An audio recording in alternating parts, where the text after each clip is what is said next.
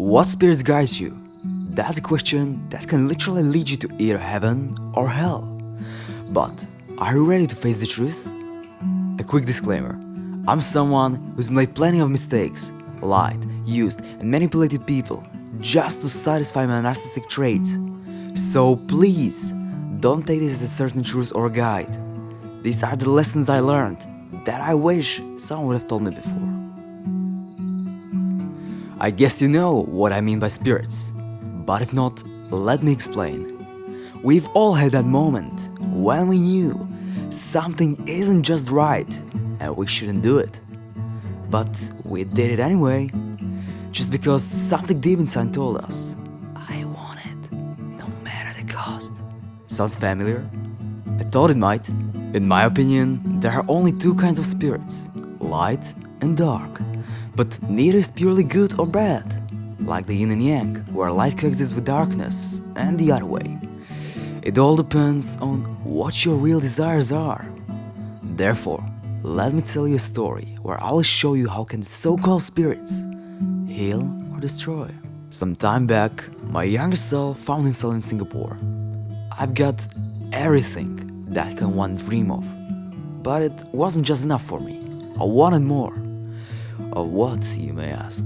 So, more love, money, influence, and power, of course. Well, it doesn't sound that bad, because everyone should be trying to strive. But not this time. I've got more love than I deserved, and yet I felt hatred towards those who truly loved me. Only because I wanted something what is not love. Pretty strange, right? But that was me. I got more money than I could handle, and I was anxious of having too little. I was greedy, even though I could really help those who needed it. I've got enough influence to change life from the bottom, but it wasn't enough because I wanted to change life of the others, not mine. And I've got enough power and connections to become truly great. But I started to be impatient and blew everything off. Just because I was too afraid of missing a chance. Yeah, that sucked.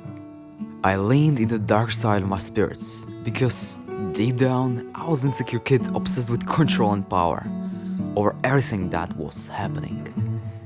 And it costed me everything, and I mean it. Fucking everything. Well, but I have to admit something. These dark spirits that once controlled me saved my life and made it so much better. Sounds confusing? Then let me explain.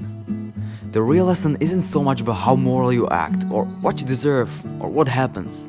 It's about how you reflect and your ability to change. I was driven by desire, fear, and dark fantasies. I especially had a talent for manipulating people, and I kinda enjoyed it. That was the core problem for me. From a young age, I used this ability not to change my mind and life for better, but to influence others and control outcomes. I did the exact things politicians would do, so it's no surprise my life felt like shit. That's why it's important to realize what drives us, because it can create a heaven or hell for the rest of our lives. These spirits, ghosts, demons or desires, call them how you like, are showing us who are we becoming. We can see in the real time who we will be like when acting upon them. That's why I said there are no good or bad spirits. Everything depends on who you want to be.